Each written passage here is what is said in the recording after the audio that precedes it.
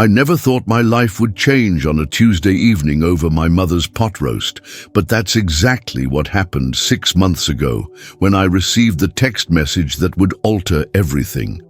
My name is Emma Collins, and I was living what most people would call a safe life.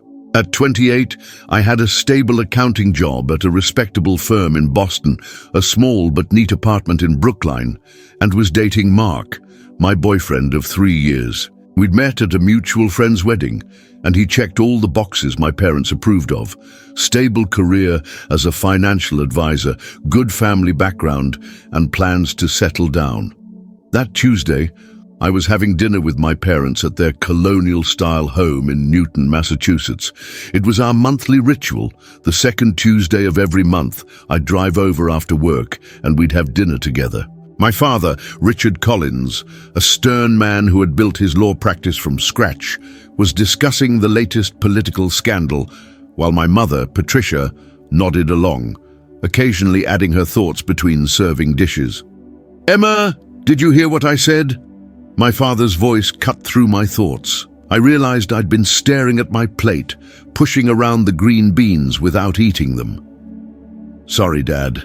Just tired from work," I replied, forcing a smile. "As I was saying, Jameson and Burke are looking for new talent. I mentioned your name to Bill. He'd be happy to have a chat with you." My father had been trying to get me to leave my current firm for years, preferring I work somewhere with his connections. "That's thoughtful, but I'm happy where I am," I answered automatically, the same response I gave every time.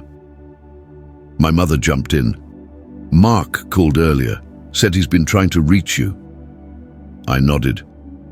We had a small disagreement. Nothing serious.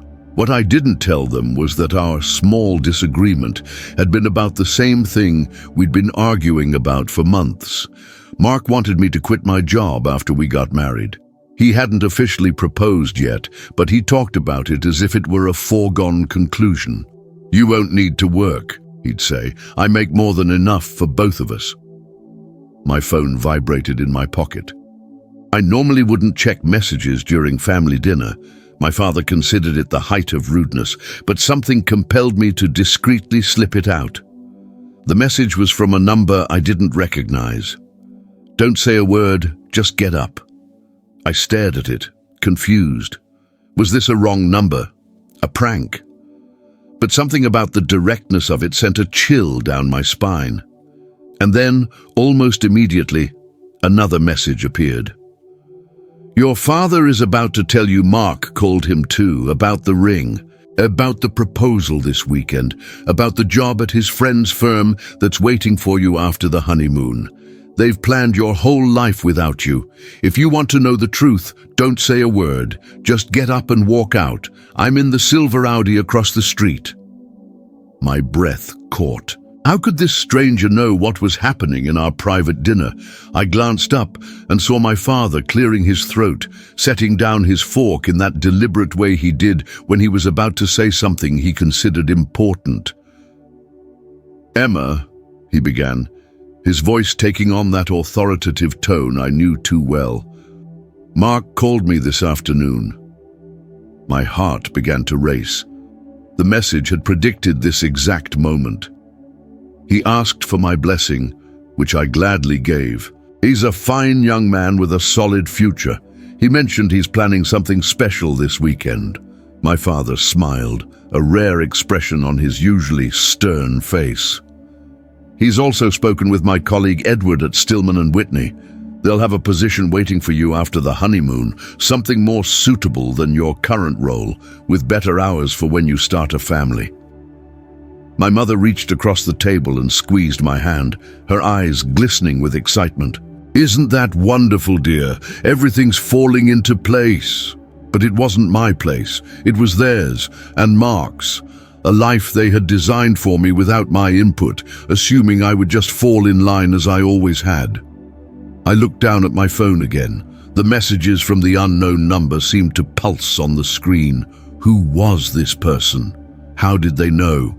And more importantly, why were they interfering? In that moment, I made a decision that would change everything. Without a word, I placed my napkin beside my plate, stood up and walked toward the door. "Emma?"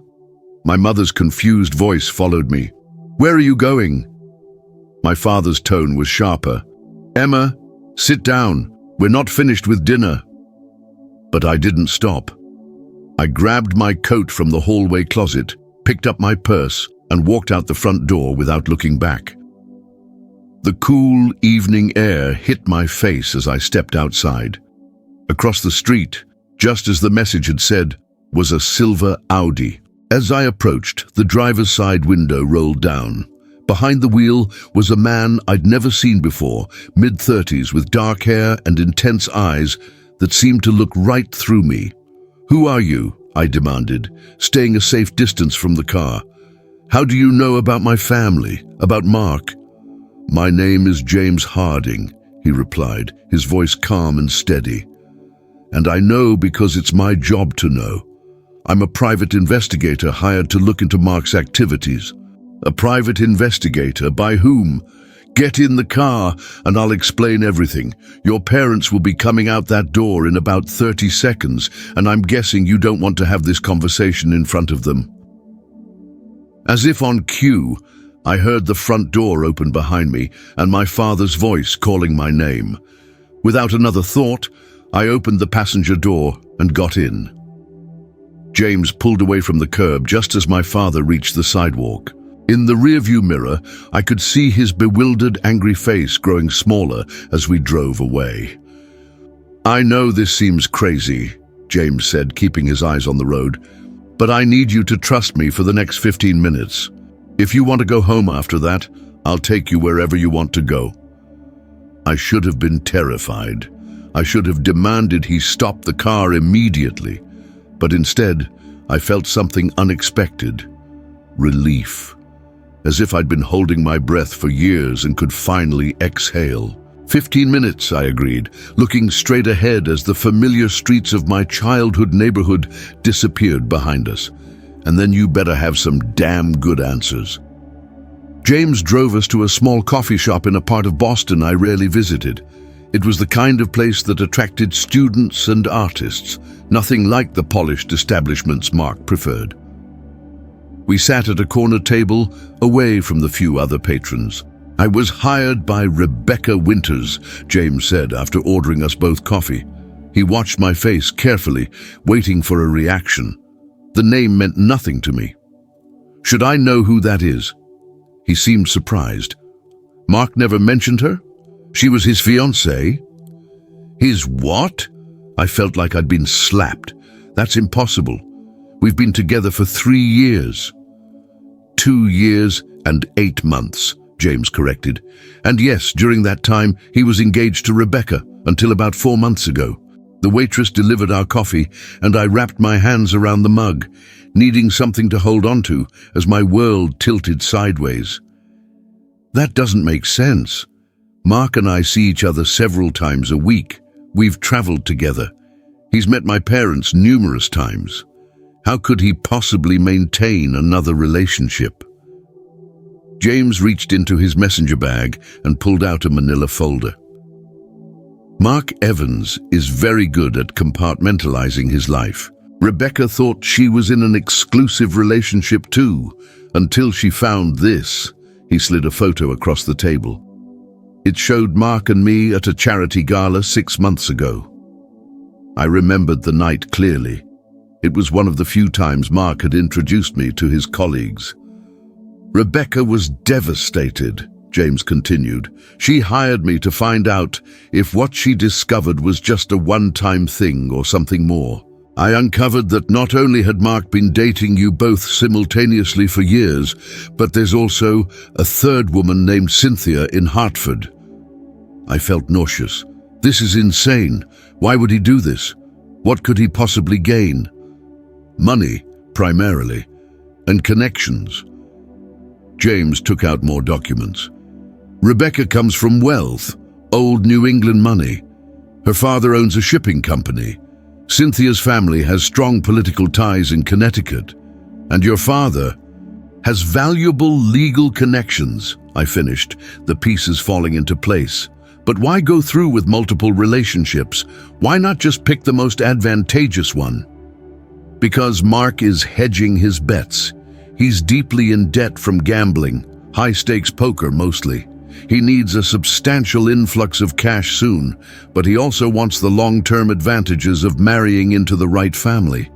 He was stringing all three of you along until he could determine which relationship would benefit him most. I thought back to all the times Mark had shown unusual interest in my father's colleagues. The questions about my parents' retirement plans, the subtle suggestions about my career path. It had always seemed like he was being supportive, but now I saw it differently.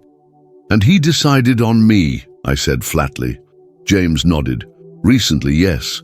Rebecca confronted him after discovering your existence. He broke off their engagement but managed to convince her not to make a scene, told her it was a mistake, that he'd been confused. Then he accelerated his timeline with you. The proposal this weekend, I murmured. Exactly. And I believe he's already borrowed money against the future he's planning with you. That's why everything is happening so quickly. I felt sick, but also strangely calm. What about Cynthia? Does she know? Not yet. Rebecca wanted me to gather all the information before deciding how to proceed. She's been uncertain about exposing him publicly. It would be humiliating for everyone involved. So why tell me?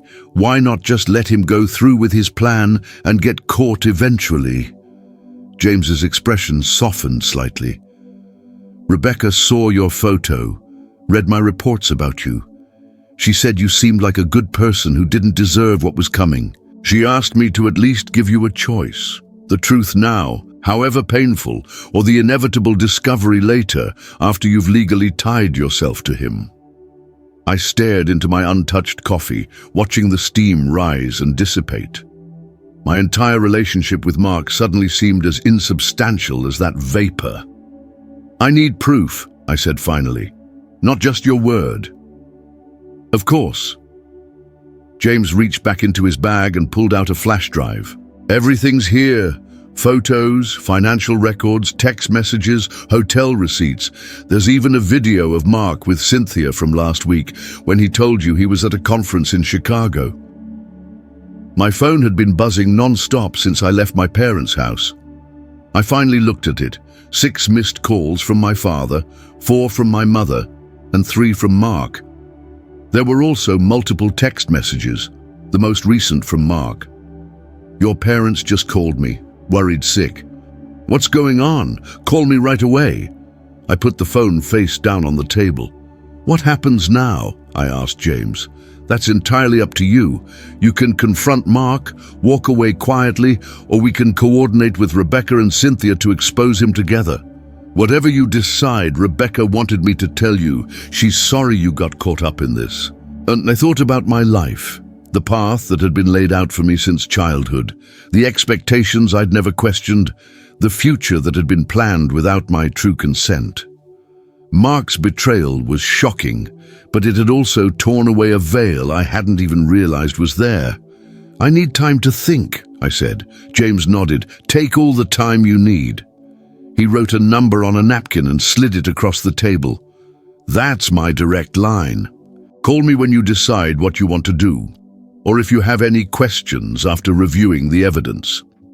As we stood to leave, I felt untethered, as if I might float away without the weight of my carefully structured life holding me down. It was terrifying, but also exhilarating. Thank you, I said, surprising myself with the sincerity in my voice, for telling me the truth. Sometimes the truth is the only gift worth giving, James replied quietly, even when it hurts. As we walked out of the coffee shop, I realized I had no idea where I was going. For the first time in my life, there was no predetermined destination, no planned next step, just the unknown stretching before me, full of both danger and possibility. And strangely enough, I wasn't afraid anymore. When James dropped me off at a hotel that night, I expected to fall apart. Instead, I felt an eerie calm as I methodically reviewed every piece of evidence on the flash drive. Each photo, text message, and bank statement confirmed what James had told me. Mark had been living a triple life with precision that would have been impressive if it weren't so horrifying. The next morning, I called in sick to work for the first time in 3 years. Then I did something even more uncharacteristic. I booked a flight to New York for that afternoon. I needed distance from Boston, from the life that suddenly felt like a carefully constructed prison. "You're doing what?" My mother's voice was shrill when I called to tell her I was leaving town. I hadn't mentioned Mark or the revelations from the previous night. "I'm taking a few days off, Mom. I need some space to think." "This is completely irresponsible, Emma. Your father and I were worried sick when you ran out last night. Mark is beside himself." "I'll talk to Mark when I'm ready," I interrupted, surprising us both. "I have to go now. I'll call you in a few days." I hung up before she could respond, feeling a strange mixture of guilt and liberation. New York greeted me with its characteristic indifference to personal crises. I checked into a midtown hotel, anonymous among the tourists and business travelers. That evening, I sat on my bed and finally called the number James had given me. "I've made a decision," I told him when he answered. "I want to meet Rebecca." There was a pause on the other end. "Are you sure that's wise?" "Probably not, but it feels necessary." 2 days later, I was sitting across from Rebecca Winters at a quiet restaurant in the Upper East Side. She wasn't what I expected. Somehow, I'd imagined Mark's other fiancée would be my opposite, perhaps a glamorous socialite with perfect hair and a cutting demeanor. Instead, Rebecca was understated and thoughtful, with intelligent eyes that seemed as wounded as they were kind. "Thank you for agreeing to meet," she said after we'd ordered. "I wasn't sure you would." "I almost didn't," I admitted, "but I have questions only you can answer." Rebecca nodded. "I'll tell you whatever you want to know." "How long were you with Mark?" 4 years. We met at a charity function my parents hosted. He was there representing his firm. She twisted the napkin in her lap. He was charming, attentive, made me feel like the most interesting person in the room. I recognized the description all too well. "When did you get engaged?" "Last year. It was supposed to be a long engagement. We were planning a wedding for next spring." She looked down at her bare ring finger. "I found out about you purely by accident. Mark left his iPad at my apartment, and a notification came through with your name. I shouldn't have looked, but something just felt off. And then you hired James." She nodded. "I needed to know if I was crazy or if my instincts were right.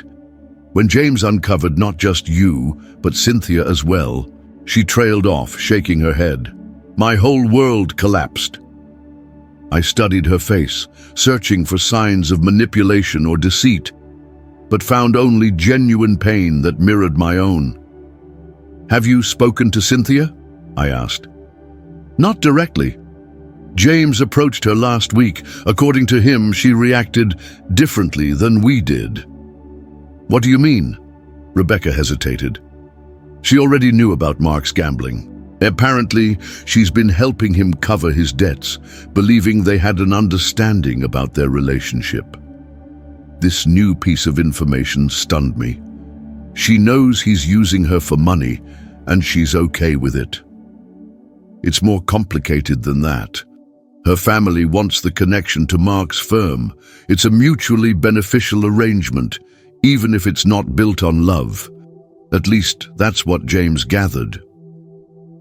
I sat back, trying to process this. "So, where does that leave us?" Rebecca's eyes met mine directly. "That's why I wanted to meet you, Emma, to figure that out together." Over the next 2 hours, Rebecca and I compared notes, filling in the blanks of each other's stories. The Mark she knew was slightly different from mine, more polished in some ways, less careful in others. He'd told her he was an only child. He'd told me he had a sister in California.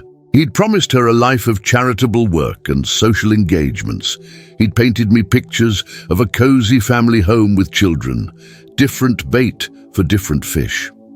"I've been thinking about confronting him publicly," Rebecca said as we finished our meal. "Exposing him to everyone, his firm, his clients, our social circles." "That would destroy his career," I noted, not entirely opposed to the idea. "Yes, but it would also be humiliating for us. The pitying looks, the gossip. I'm not sure I want to subject myself to that." She paused. "What about you? What do you want to do?" I considered the question carefully. The initial shock had given way to anger, but now something else was emerging, a strange sense of opportunity. "I want my life back," I said finally. "Not the life I had with Mark. I realize now that was never really mine to begin with. I want a chance to figure out who I am without everyone else's expectations."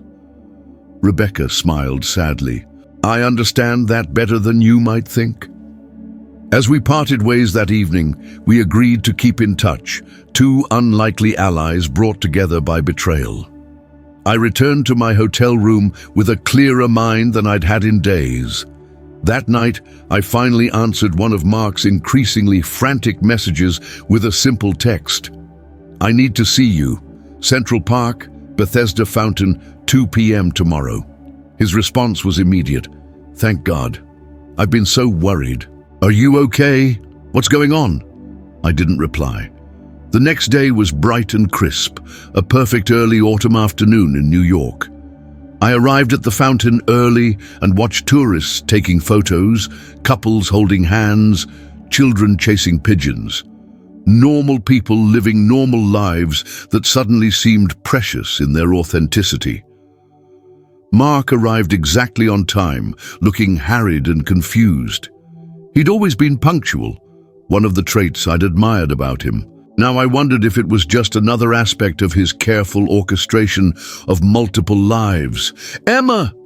He rushed toward me, arms outstretched. When I stepped back, avoiding his embrace, his expression shifted from relief to concern. "What's going on? Your parents are beside themselves. You disappear from dinner, fly to New York without telling anyone. This isn't like you." "That's exactly the point, Mark. Maybe you don't know what I'm like at all." I kept my voice steady, drawing strength from the decision I'd made. "And I certainly don't know you." His brow furrowed. "What are you talking about?" "I know about Rebecca," I said, watching his face carefully. "And Cynthia."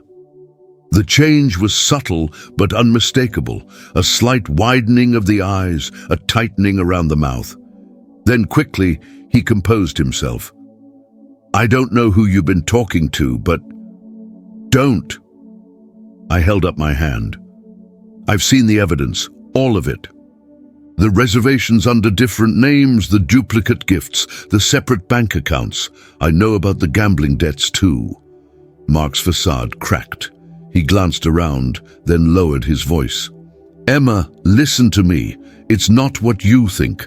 I can explain everything if you'll just give me a chance." "I'm sure you can. You're very good at explanations." I took a deep breath. "But I didn't come here for that. I came to tell you it's over." "You can't be serious," Mark said, his charming smile now strained around the edges. "After everything we've built together? You're throwing it all away because of some misunderstanding?" "It's not a misunderstanding when you're engaged to multiple women at the same time," I replied, surprised by the steadiness in my voice. His expression hardened. "Who told you this? Was it Rebecca? You can't trust her, Emma. She's unstable, jealous." "Stop!" The command came out sharper than I intended. "I've seen the proof myself. Photos, messages, hotel receipts. The engagement ring you bought her, identical to the one you were planning to give me this weekend." Mark's face paled. For a moment, I glimpsed the panic behind his carefully maintained facade. "This isn't just about the other women," I continued.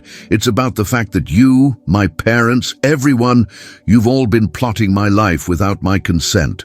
The job at your friend's firm, the house in the suburbs, the expectations that I'd just fall in line with whatever was decided for me.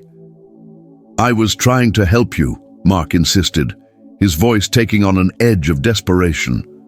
Your job was going nowhere. I wanted to give you a better life. A life you designed. Did you ever once ask what I wanted? He ran a hand through his perfectly styled hair, disarranging it for the first time I could remember. What about everything I've invested in us? The time, the money? Invested. I gave a short, humorless laugh. That's exactly how you've approached our relationship, isn't it? As an investment with expected returns. Mark's expression shifted, calculation replacing distress. Let me make this right. Whatever you want, Emma.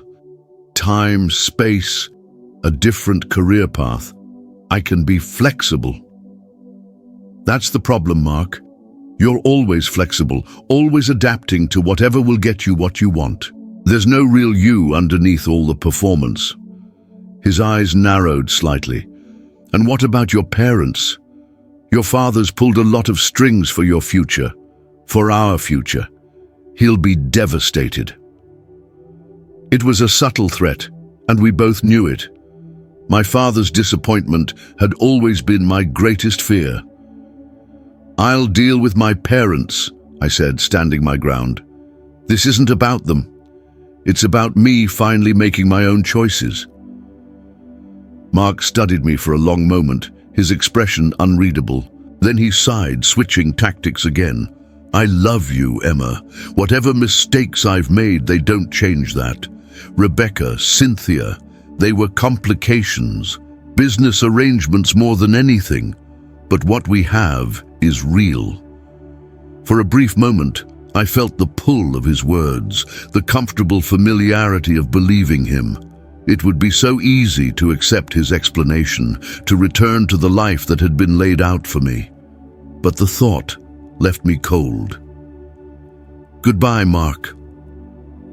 I turned to walk away. You'll regret this, he called after me, his voice losing its polished veneer. You think you can just walk away and start over? You'll come crawling back when you realize what you've thrown away. I didn't look back. Later that evening, I sat in my hotel room and called my parents. The conversation was difficult, filled with their confusion and disappointment.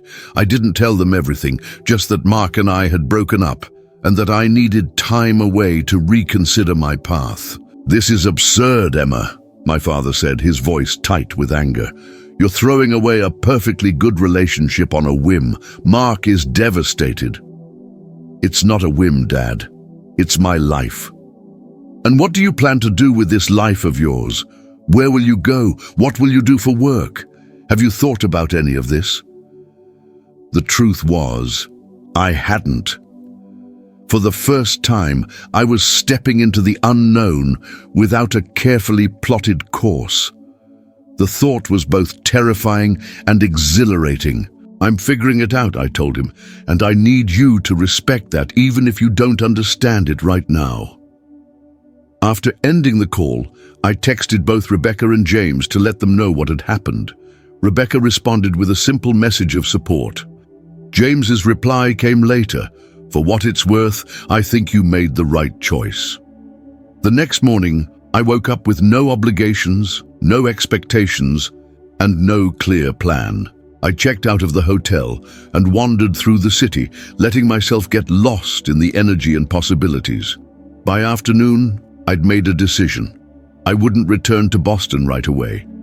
Instead, I found a small, furnished apartment to sublet in Brooklyn and called my firm to request a leave of absence. 2 weeks later, I received an unexpected call from Rebecca. Have you seen the news? She asked without preamble. No, what news? Mark's been arrested, securities fraud and embezzlement. Apparently, he's been mishandling client funds to cover his gambling debts. I sat down hard on my second-hand sofa. Are you serious? It's all over the financial press. His firm is in damage control mode. They're saying he acted alone, but there are investigations ongoing. After we hung up, I searched for the news stories. There was Mark's handsome face in the business section, now accompanied by phrases like alleged fraud and breach of fiduciary duty. The life he'd so carefully constructed was collapsing around him. I felt no satisfaction, only a deep sense of having narrowly escaped a disaster I hadn't even known was coming. If I'd stayed, if I'd married him, I might have been implicated in his crimes, or at the very least left to deal with the fallout. That single text message, "Don't say a word, just get up," had changed everything. In the months that followed, I rebuilt my life piece by piece, but on my own terms this time. I found a new job at a smaller firm in New York, one that valued my skills rather than my connections. I made new friends who knew nothing about my past or my family's expectations. I started therapy to understand why I'd been so willing to let others direct my life for so long. Occasionally, I met Rebecca for coffee. Our unlikely friendship had survived the initial crisis that brought us together. She was moving forward too, having broken free from her family's expectations to start a small art gallery in Chelsea. My parents eventually came around, though things remained strained. They visited me in New York, looking uncomfortable and out of place in my modest apartment, but making an effort to understand my new life. As for James, the private investigator who had set everything in motion, he remained a more complicated figure in my story. We kept in touch, casual messages at first, then occasional dinners when he was in New York for work. There was something about him that intrigued me.